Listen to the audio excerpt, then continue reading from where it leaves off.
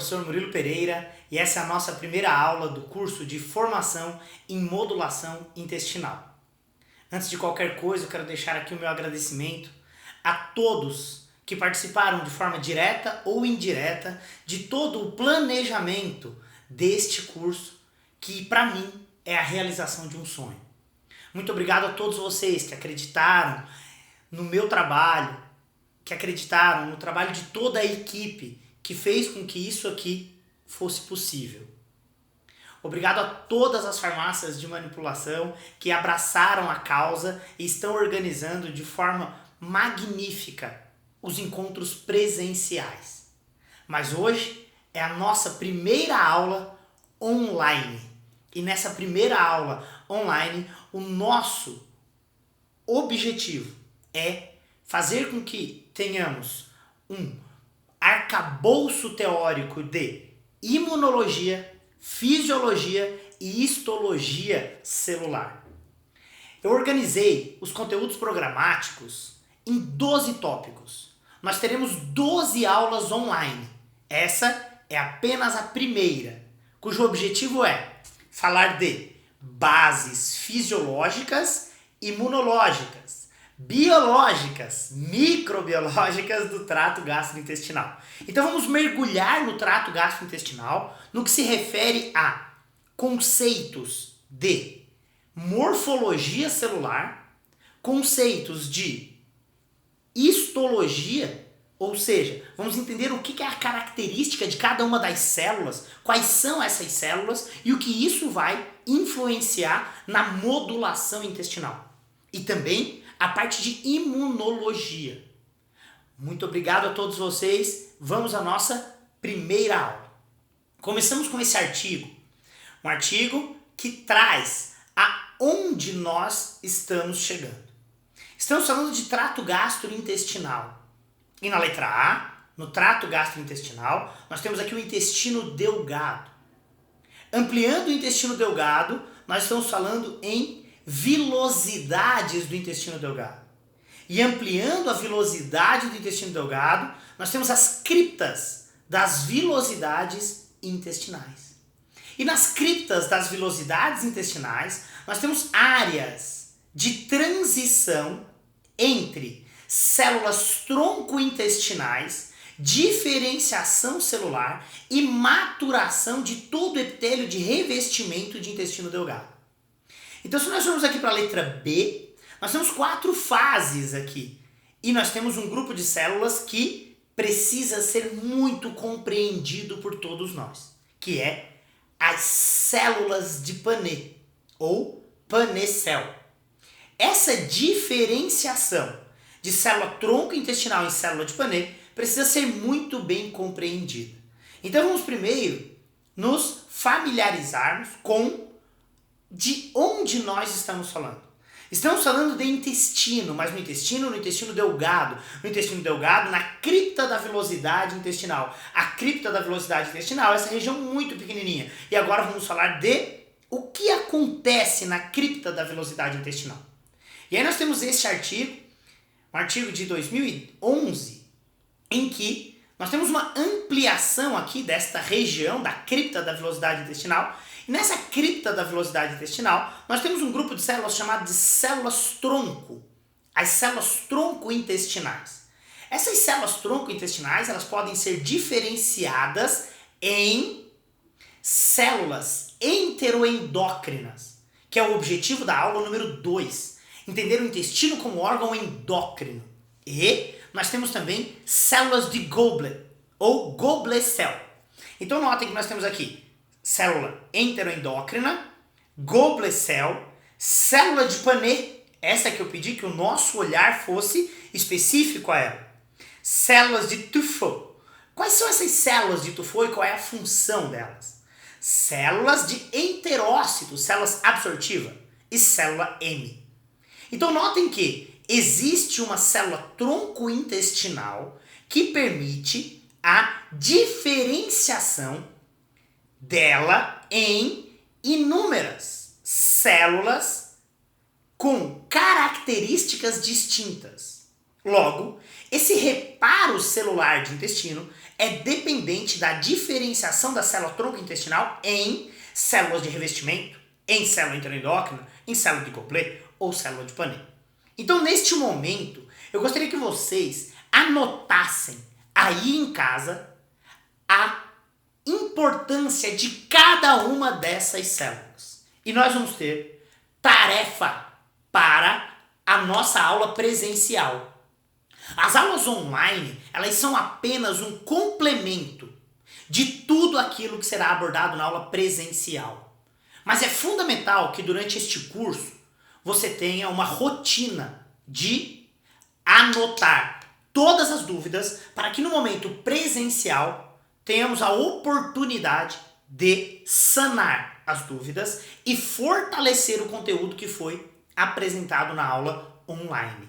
Então, neste momento, eu peço que vocês anotem, que vocês peguem o material adicional da aula, que você pode baixar do lado direito aqui da aula. Você vai baixar aqui o material complementar, que tem os slides da aula e o material complementar. No material complementar, nós temos este slide aqui e uma seta para você anotar qual é a função de cada uma dessas células. Então essa é a hora de pegar o material e imprimir e anotar.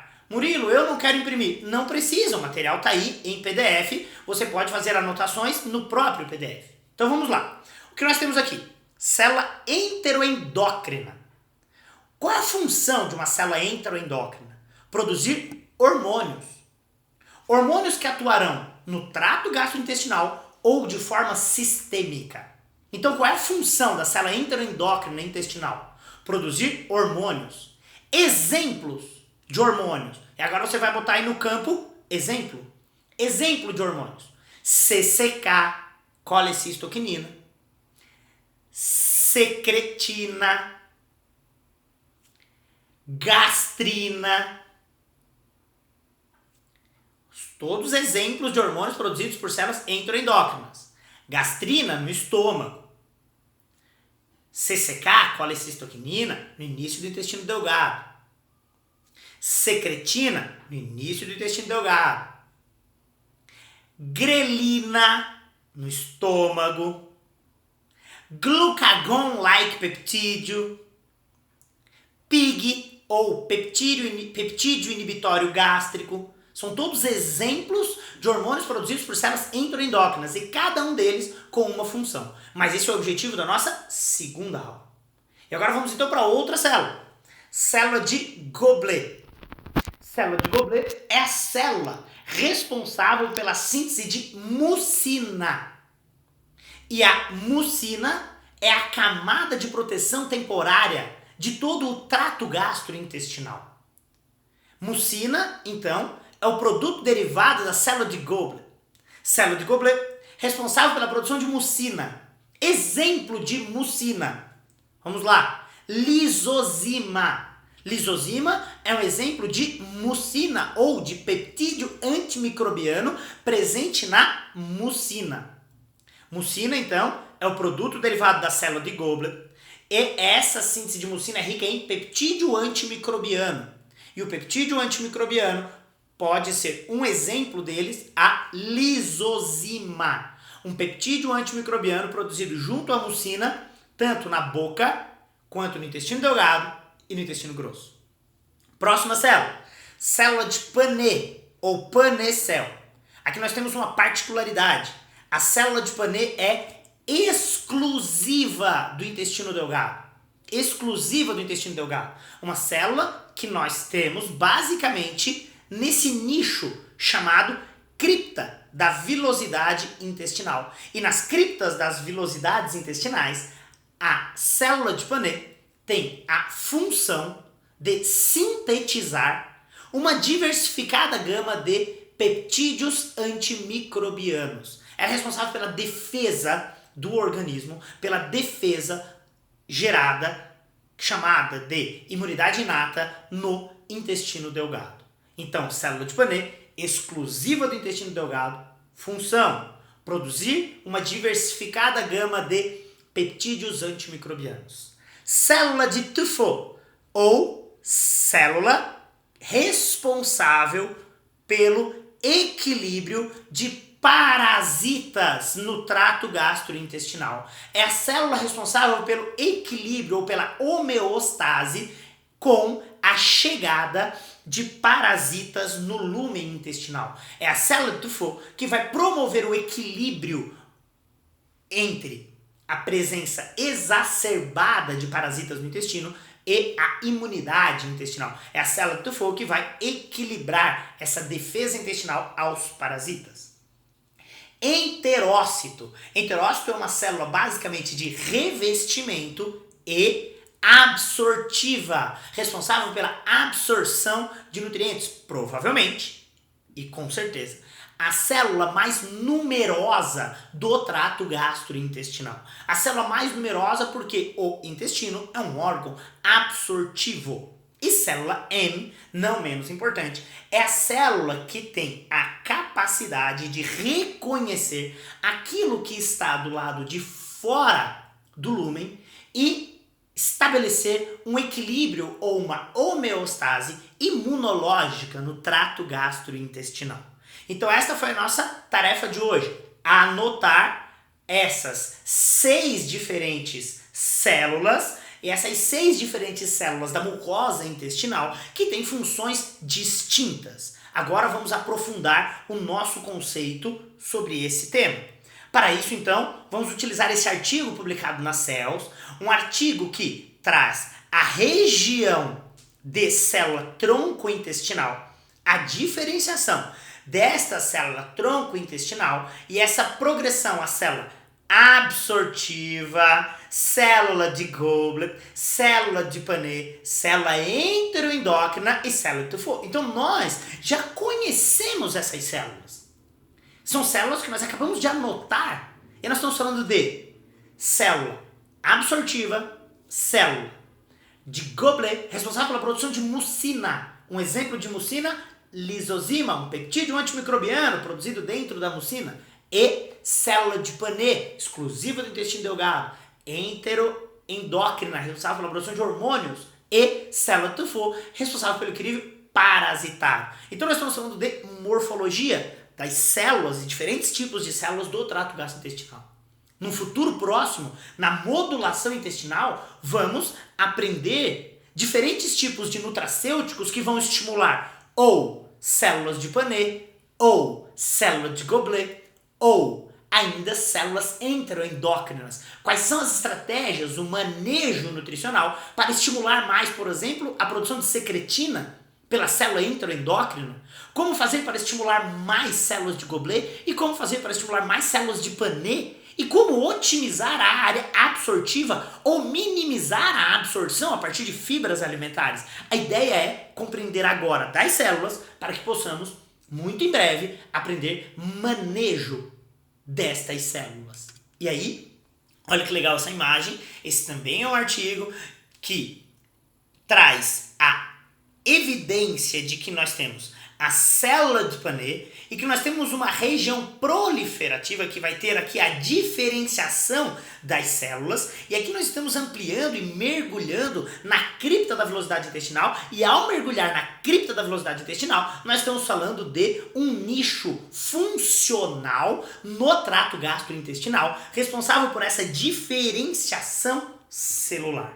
E aí, nós temos essa imagem aqui que tem aqui a referência que é de um site de imunologia de mucosa, e notem que nesta imagem nós estamos aqui falando que essas células que são diferenciadas a partir da célula tronco-intestinal, nessa formação do epitélio de revestimento, são unidas entre si por tight junctions. São junções entre as células, chamadas de junção paracelular, que vai fazer essa aglutinação entre célula e célula e garantir a impermeabilidade ou garantir a integridade desse epitélio de revestimento, para que possamos ter um equilíbrio imunológico, metabólico, absortivo. Então as tight junctions têm uma função importantíssima nessa integridade intestinal. Quem são as tight junctions? São as junções existentes entre célula e célula que vão fazer com que nós tenhamos mais integridade do epitélio de revestimento intestinal. E notem que neste momento aqui nós já temos uma apresentação de uma diferenciação de linfócitos B e aumento da síntese de IgA secretória, a síntese de defensinas, o reconhecimento de bactérias no lumen. E esse é o nosso olhar agora. Para isso, então, vamos ver esse artigo publicado na Immunology, onde nós temos aqui a diferenciação do que acontece no intestino delgado e o que acontece no intestino grosso. Como nós vimos nas aulas de nivelamento, na aula 1, na aula 2, na aula 3 e na aula 4, nós, durante pelo menos 4 horas já de conteúdos ministrados, conseguimos transpor a importância de compreender que intestino delgado é diferente de intestino grosso. Logo, a característica morfológica do intestino delgado também é diferente do intestino grosso. Então notem que, se nós pegarmos um artigo de imunologia, nós vamos entender que no intestino delgado, nós vamos ter aqui, ó, olha que legal, célula de Panet, célula tronco intestinal que vai se diferenciar nas outras células, células como enterócito absortiva, célula de Goblet. Então aqui nós estamos falando das diferentes tipos de células de intestino delgado e a principal diferença entre intestino delgado e intestino grosso, no cólon, é que no intestino delgado tem panecel. Já no intestino grosso não tem panecel. E notem que quando nós falamos de área do epitélio associado ao GALT, nós temos um folículo que é uma célula linfóide. E essa célula linfóide está muito próxima à célula M, que é aquela célula que vai reconhecer quem está do lado de fora. Então talvez por isso a importância de compreender neste momento qual é a função da célula M. O que a célula M faz? Ela faz uma mobilização de macrófagos quando há um dano associado ao epitélio intestinal. Desculpa. E nós vamos entender isso profundamente hoje, até mesmo porque nós vamos mergulhar no intestino e vamos ver qual é a resposta fisiológica do organismo a um dano associado ao epitélio intestinal. Então notem aqui o que nós temos de importante até agora.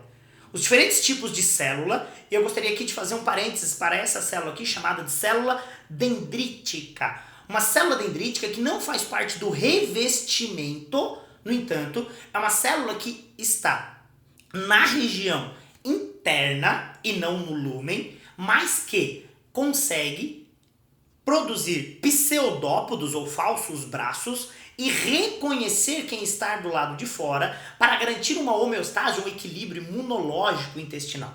Então notem que existe um reconhecimento a partir de célula M, um reconhecimento do que tem no lúmen a partir de células dendríticas, e este mecanismo permite uma diferenciação de linfócitos B, fazendo a síntese de IgA secretória, que vai, por sua vez, promover um equilíbrio na microbiota de trato gastrointestinal. Então, nós já temos uma convicção. Intestino grosso é diferente de intestino delgado e ainda existe o GALT, o tecido linfóide associado ao intestino.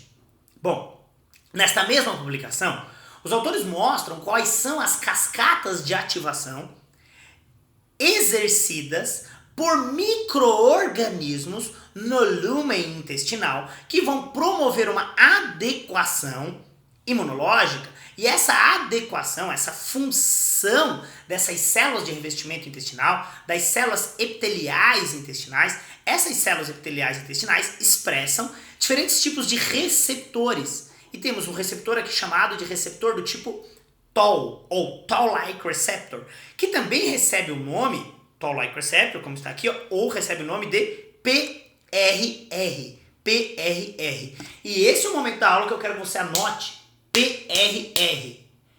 Por mais que você tenha que reassistir essa aula várias vezes, se você anotar agora o que é PRR, dificilmente você vai esquecer depois. PRR é receptor de padrão de reconhecimento. Essas células que estão no lúmen, elas têm a expressão, elas expressam, elas demonstram, elas apresentam diferentes tipos de PRR, receptores de padrão de reconhecimento.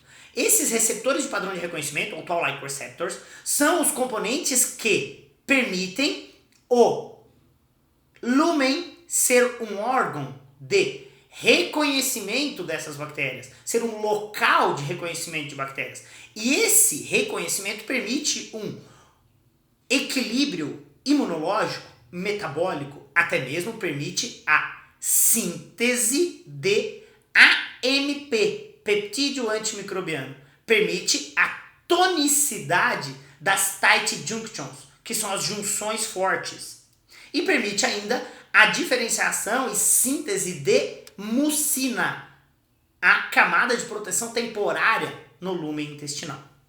Se nós ampliarmos aqui o nosso mergulhar no lúmen intestinal, nós vamos ver que estabelecer a imunidade inata parece ser o mais importante. E notem aqui, ó, aquele pseudópodo, aquele falso braço da célula dendrítica.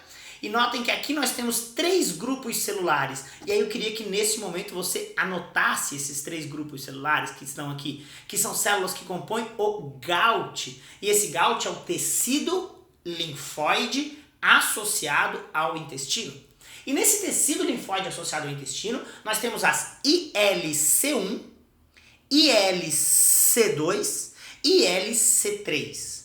Tanto ILC1, ILC2 e ILC3 são células linfóides do lúmen intestinal que estão na lâmina própria, estão abaixo da célula de revestimento, mas que têm uma função primordial no equilíbrio imunológico da imunidade inata. E quando nós passamos da imunidade inata, nós vamos para a regulação da imunidade adaptativa. E na adaptativa nós precisamos prestar atenção aqui, ó, nessa diferenciação, na capacidade da célula dendrítica estimular a diferenciação de células TREG. E aí eu queria que nesse momento você anotasse células TREG, ou células T reguladoras. Células T reguladoras ou células TREG são células que são estimuladas e também precursoras de interleucina 10. Então notem que nós temos na resposta imunológica intestinal aquela resposta de imunidade inata, que é basicamente dependente da integridade dessas células e do estímulo das células linfóides inatas, e já na adaptativa, uma adaptação à síntese de IgA secretória a partir de uma diferenciação de linfócitos, e essa de células linfócitos B, por exemplo, aumenta a interleucina 10, que vai fazer um estímulo de IgA secretória. E isso pode vir do estímulo primário da imunidade inata, mas também pode vir de um estímulo de células dendríticas. E aí nós estamos falando de uma possibilidade já. Porque agora nós já estamos falando de um artigo publicado em 2016, que esse artigo traz uma nova perspectiva, e essa nova perspectiva é de imunoterapia, e essa imunoterapia através do estímulo das células linfóides inatas. Então, como a gente pode observar aqui, ó, a célula linfóide inata, ILC1, ILC2 e ILC3, aqui nós temos bactérias comensais. Notem que o estímulo é dependente delas. Nesta publicação aqui, os autores trazem uma resposta de estímulo de ILC1, ILC2 e ILC3 a partir de MAMPs, padrões moleculares associados a micro-organismos, e isso gerando uma possibilidade terapêutica de imunoterapia para obesidade, diabetes, doença inflamatória intestinal, colite, asma, dermatite e até mesmo psoríase. Bom, mas na aula presencial vamos abordar muito sobre esses conceitos e formas de prescrição até mesmo de MAMPs. Por enquanto, nessa aula online, nós queremos somente nos localizarmos entre intestino delgado e intestino grosso, entender os diferentes tipos de célula, entender que tem célula de revestimento e que tem célula que compõe o GALT, o tecido linfóide associado ao intestino, e nesse caso estamos falando de ILC1, ILC2 e ILC3. Bom, então, resumindo, até o momento, nós precisamos compreender que essa síntese de mucina, dessas glicoproteínas, é dependente de célula de Goblet. que a síntese de IgA secretória é mediado lá pela lâmina própria e que a produção de peptídeos antimicrobianos ou de proteínas antimicrobianas pode sair tanto de enterócito quanto de célula de Paneth. Quem estimula tudo isso? Este artigo aqui mostra a adaptação imunológica e essa homeostase da microbiota intestinal a partir do reconhecimento nos PRRs, receptores de padrão de reconhecimento, ou Toll-like receptors, por padrão molecular associado a micro-organismo, MAMP. Um MAMP estimulando um receptor de membrana vai estimular a síntese de REG3, por exemplo, que é um peptídeo antimicrobiano. E aqui, o estímulo de muramil dipeptídeo, ou fragmento muramínico, que é um pedacinho de uma bactéria gram-positiva, que lá na aula de nivelamento eu trouxe aqui um cocôzinho, peguei um pedaço dele, arranquei, mostrei o que é o pedaço de uma bactéria, que é o pedaço que vai estimular um receptor citoplasmático, que nesse caso aqui é o NOD, o domínio de oligomerização de nucleotídeo, que vai estimular a produção de defensinas. E qual é a função da célula M e da célula dendrítica? E que tipo de células são essas? A célula dendrítica é aquela célula que vai reconhecer quem está do lado de fora, vai estimular os linfócitos B a produzir uma diferenciação de IgA secretória, que vai promover o equilíbrio no lúmen intestinal. E a célula M também participa desse processo na placa de Peyer, ou aqui na região chamada de Gout, que é o tecido linfático associado ao intestino, e nós temos aqui as ILCs, as ILC1, ILC2 e ILC3, que vão promover o equilíbrio metabólico e imunológico, basicamente, desse lúmen intestinal. Bom, e aí então, qual é a função dessas células? É produzir mucina, peptídeos antimicrobianos, e notem que nós temos aqui um estímulo dependente de interleucina 22. E aí eu gostaria que vocês salvassem essa informação, interleucina 22, porque nós vamos ter moduladores intestinais que são estimuladores de interleucina 22. Então eu vou precisar, lá no momento de aula de prescrição de nutracêuticos, que vocês lembrem que a interleucina 22 é um intermediário para a síntese de mucina e peptídeo antimicrobiano. E aí notem que neste momento aqui nós temos também TGF-beta. TGF-beta é fundamental que nós tenhamos a compreensão do que ele é. Ele é algo estimulado a partir do que acontece no intestino. E aí, esse algo que acontece a partir do intestino gera uma regulação de interleucina 10, TGF-beta, por exemplo, que gera aumento da maturação das células de revestimento intestinal, aumento de interleucina 10. Notem que isso tudo a partir de reconhecimento de fragmentos microbianos que foram fagocitados, que foram internalizados, que foram degradados por macrófagos, por exemplo, são apresentados ao sistema de defesa e aí sim existe uma resposta imunológica nesse sistema de defesa. Bom, agora convido todos vocês para que nós possamos mergulhar dentro do trato gastrointestinal e ter a explicação de tudo que foi falado até agora de uma outra forma, através de um vídeo produzido pela... Bom, gente, agora a gente vai assistir um vídeo de apenas 6 minutos. Eu vou deixar aqui o áudio natural e a legenda do vídeo e depois eu faço comentários sobre ele para que nós possamos ter o estímulo visual, de leitura e também auditivo. Vamos lá!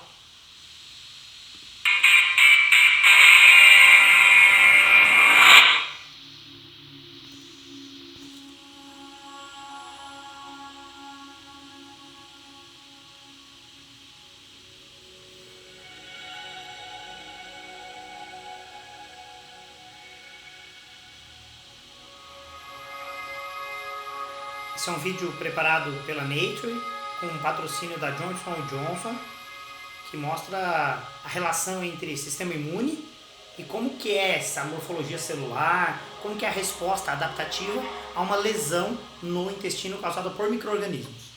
The human gut can be the scene for devastating conditions such as inflammatory bowel disease, which arises through an improperly controlled immune response. The gut is often the body's first point of contact with microbes. Every mouthful of food is accompanied by a cargo of microorganisms that go on to encounter the mucosa, the innermost layer of the gut. Most microbes are destroyed by the harsh, acidic environment in the stomach, but a hardy few make it through to the intestine. The intestinal surface is covered with finger-like protrusions called villi, whose primary function is the absorption of nutrients. However, these structures and the underlying tissues also host the body's largest population of immune cells. Scattered along the intestinal mucosa are dome-like structures called Peyer's patches. These are enriched in lymphoid tissue, making them key sites for coordinating immune responses to pathogens whilst promoting tolerance to harmless microbes and food. The villi contain a network of blood vessels to transport nutrients from food to the rest of the body. Lymphatics from both the Peyer's patches and villi drain into the mesenteric lymph node. Within the villi is a network of loose connective tissue called the lamina propria, and at the base of the villi are the crypts, which host stem cells that replenish the epithelium. Finally, the epithelium, together with its thick overlying mucus, forms an important barrier against microbial invasion. Embedded within the matrix of the Peyer's patch is a mix of immune cells including T and B lymphocytes, macrophages, and dendritic cells. A key function of the Peyer's patch is the sampling of antigens, in this case mostly bacteria and bits of food. To facilitate this, the Peyer's patch has a much thinner mucus layer as well as specialised phagocytic cells called M cells, which can transport material across the epithelial barrier via a process called transcytosis. Finally, dendritic cells are able to extend dendrites between epithelial cells to sample antigens that are then broken down and used for presenting to lymphocytes.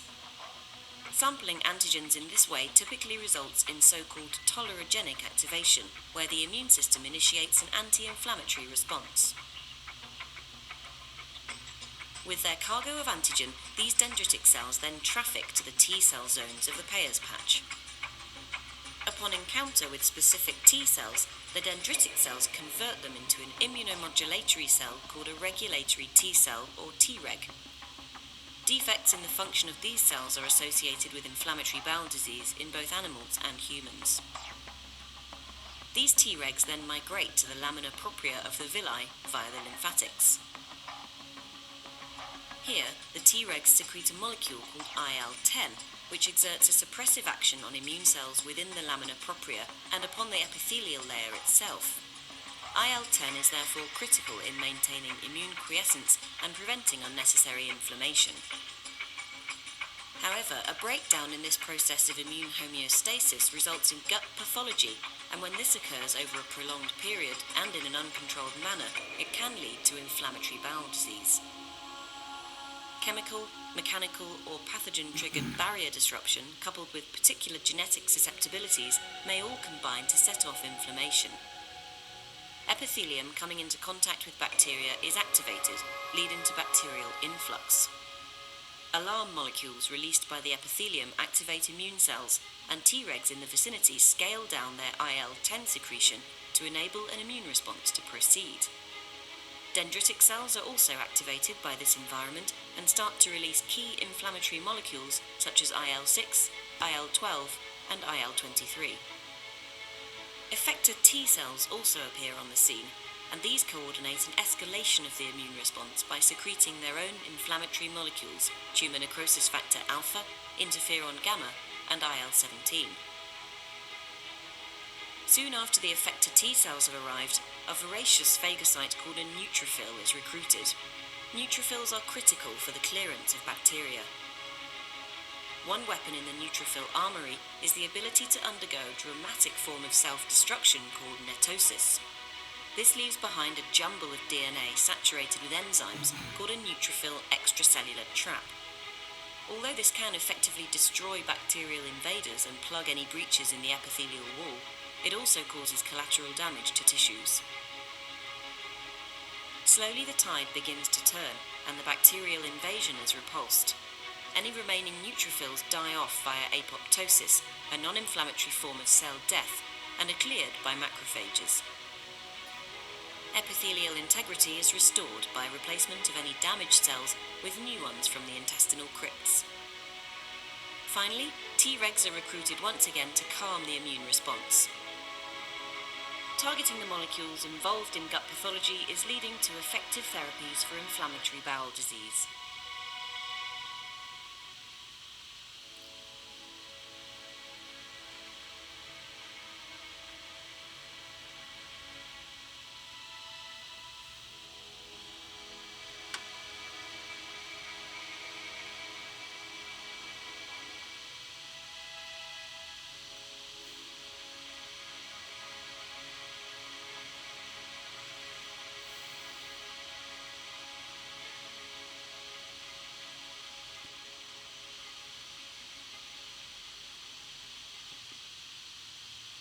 Bom, gente, então, com esse vídeo, o propósito aqui é compreender essa relação entre o sistema imune e também compreender como que o nosso organismo reage a tudo isso.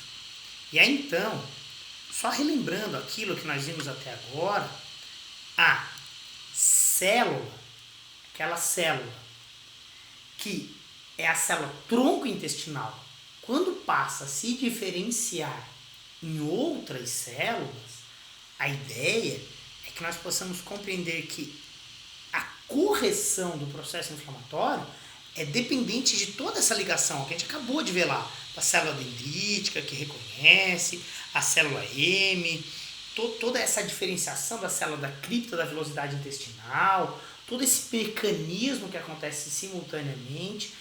Aqui, ó, essa foi a região apresentada no vídeo da célula M, que é a célula permeável, que permite a passagem. E não sei se vocês conseguem compreender, mas quando a gente tem esse desequilíbrio que foi apresentado no vídeo, que é quando tem a lesão, essa mobilização de novas células é fundamental. Essa reorganização celular, a melhora da quimiotaxia de neutrófilos. Nós vimos ali que os neutrófilos precisam chegar para combater essa possível permeabilidade que vem acontecer ali no processo inflamatório intestinal. Então, é fundamental que nós tenhamos a ciência da diferenciação de células que vão promover o aumento de interleucina 10, como foi apresentado no vídeo, também a regulação de citocinas inflamatórias e também fazer com que nós tenhamos esse equilíbrio do intestino. Então, se nós vamos pensar hoje em algo importante para o nosso curso, nós temos que pensar em conhecer os mecanismos para estímulo da síntese de defensinas, para que nós não tenhamos o processo inflamatório estabelecido, ou até mesmo estratégias para garantir a reorganização das células de revestimento intestinal e garantir a integridade imunológica intestinal também. E esses autores aqui trazem para a gente uma perspectiva sobre a utilização de bactérias, que são fontes de muramildipeptídeo, que promoverão a síntese de defensinas. Mais ou menos assim, a síntese de defensinas vai fazer com que o nosso organismo venha a combater bactérias gram-positivas, gram-negativas, vírus, fungos e protozoários do lúmen intestinal.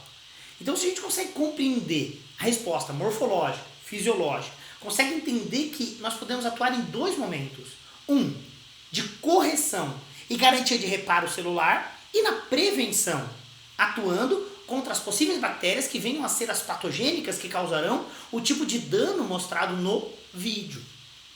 E aí, essa sinalização em nível de lúmen acontece tanto em receptores de membrana quanto em receptores citoplasmáticos. Nessa imagem aqui a gente consegue ver o receptor de membrana sendo sinalizado pelo MAMP. Aqui o receptor citoplasmático sendo sinalizado pelo muramildipeptídeo.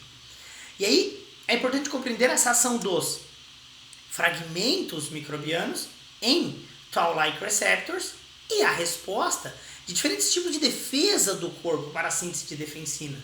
E aí nós temos nesta imagem aqui pelo menos 3 tipos de defesa estabelecido a partir dos peptídeos antimicrobianos em intestino.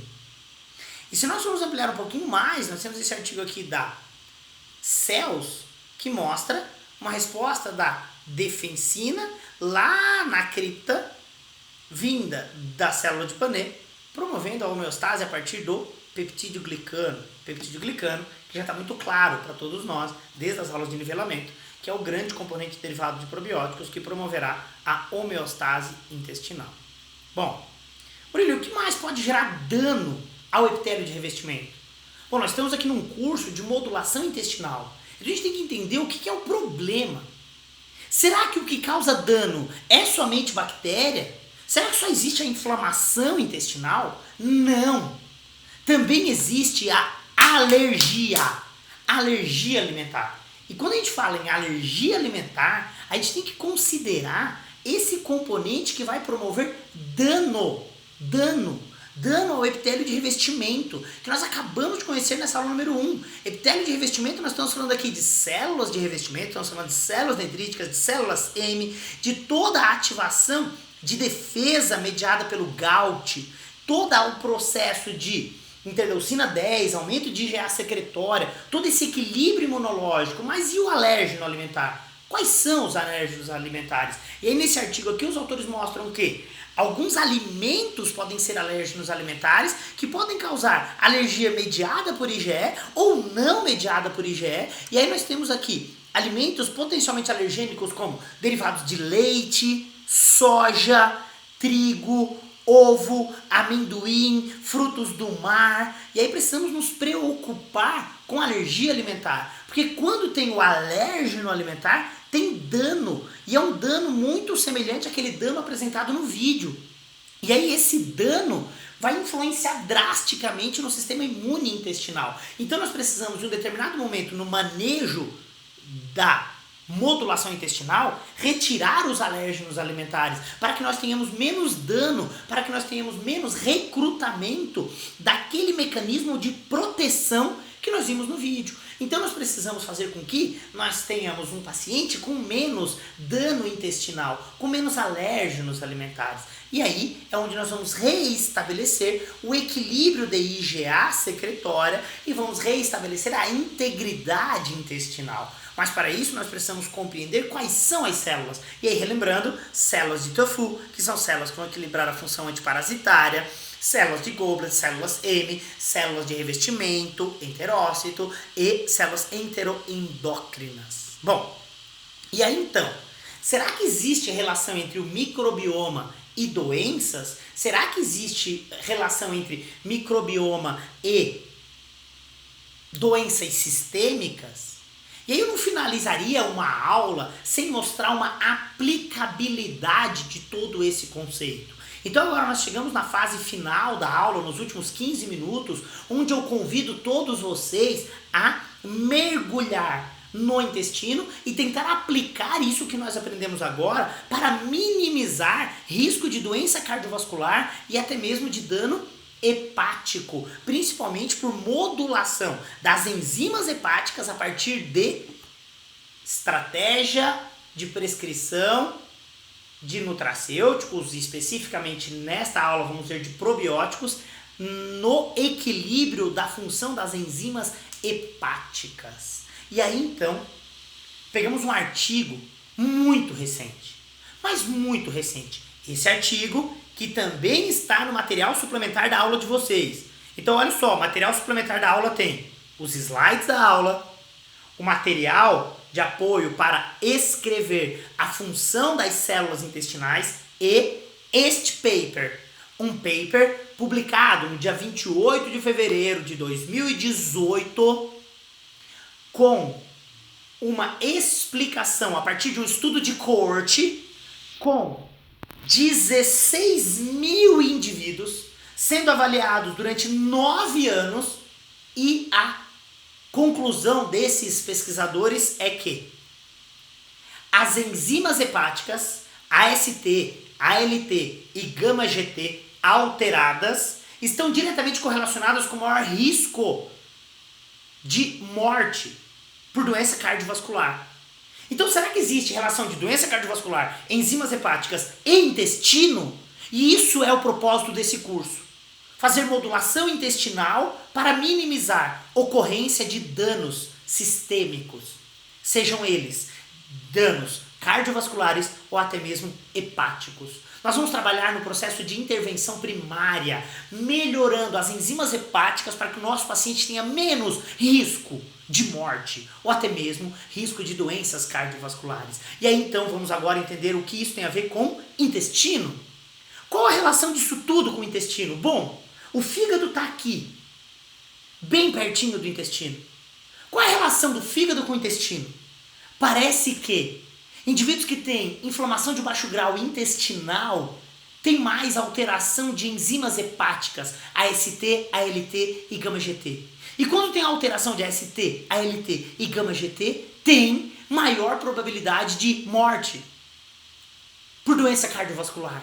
E será que isso está interligado? Parece que sim. Olhem esse artigo de 2013. Quando tem disbiose por uma alteração da microbiota devido à idade ou por ativação excessiva do inflamassoma, aula de nivelamento, cascata de ativação do inflamassoma, aumenta a permeabilidade. Quando aumenta a permeabilidade a um patógeno, aumenta a inflamação do fígado e alteram as enzimas hepáticas por aumento de estresse oxidativo, por aumento de ativação de Toll-like receptor 4, por maior ativação das caspases. E isso, por sua vez, altera AST, ALT e γ-GT. Tanto é que esse artigo de 2016 mostra que o estado de disbiose promove uma alteração na produção de LPS, o lipopolissacarídeo, que gera dano hepático, mas também gera ruptura do epitélio de revestimento intestinal, que foi isso que nós vimos hoje. Quando aumenta a ruptura intestinal, quando altera a integridade intestinal, nós temos maior probabilidade de esteatose hepática e altera a AST, ALT e γ-GT. E aí então nós precisamos monitorar no paciente AST, ALT e γ-GT. AST, aspartato aminotransferase. ALT, alanina aminotransferase. São as antigas conhecidas como TGO e TGP. AST, ALT. A razão AST, ALT, quando nós dividimos o valor de laboratório de AST pelo valor do laboratório de ALT, quando dividimos TGO por TGP, em um indivíduo sedentário, o ideal é que ele esteja próximo a 1.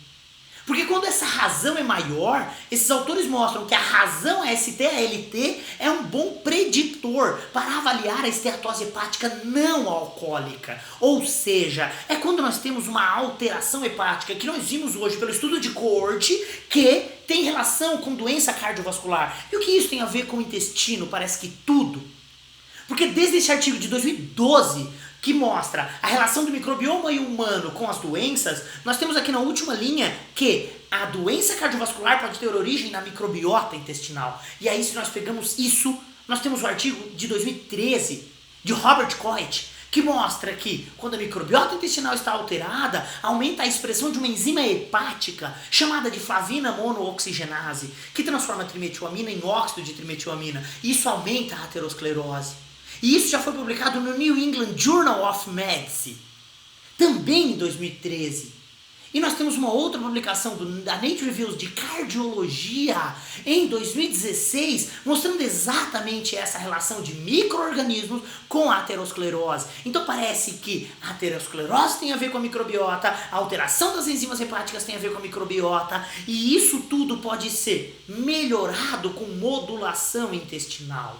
E aí nós temos essa meta-análise que mostra que o TMAL, o óxido de trimetilamina, é um marcador para o risco, é um biomarcador para o risco de doença cardiovascular. E o TMAL é derivado da microbiota intestinal alterada. Quando aumenta o TMAL, o óxido de trimetilamina, e nesse estudo foram avaliados 26 mil indivíduos, e eles mostram um novo marcador para o risco de doença cardiovascular. E eles mostram uma correlação positiva. Quando aumenta o TMAL sérico, aumenta o risco relativo de doença cardiovascular. Ou seja, parece que a doença cardiovascular, a alteração das enzimas hepáticas estão interligadas. E aí talvez a modulação intestinal pode te auxiliar neste processo. E como nós vamos finalizar essa aula? Mostrando que existe sim uma relação íntima entre entender de fisiologia, comportamento celular, comportamento metabólico, inflamação sistêmica e a modulação intestinal. E notem que se nós formos agora mergulhar no intestino pensando no risco de doença cardiovascular associado às enzimas hepáticas, nós precisamos ter estratégias nutricionais ou estratégias de prescrição de nutracêuticos ou de probióticos que possam melhorar as enzimas digestivas, que possam melhorar as enzimas hepáticas, AST, ALT e γ-GT. E aí convido vocês a entender por que essas enzimas podem ter uma correlação positiva com o dano, com a mortalidade por doença cardiovascular. Eles avaliaram AST, olha aqui ó, AST, ALT e γ-GT. E sempre que aumenta o quadrante aqui do evento da doença isquêmica, da doença do coração, da miocardite, parece que quando aumentam as enzimas, aumenta o risco de morte. E aí agora, o que isso tem a ver com o intestino? Tudo. Por quê? Porque esta meta-análise de novembro de 2017 traz uma revisão sistemática dizendo que é efetivo a prescrição de probióticos ou simbióticos para minimizar AST, ALT e γ-GT. Ou seja, quando os autores avaliaram o uso de probióticos ou simbióticos em diversos estudos.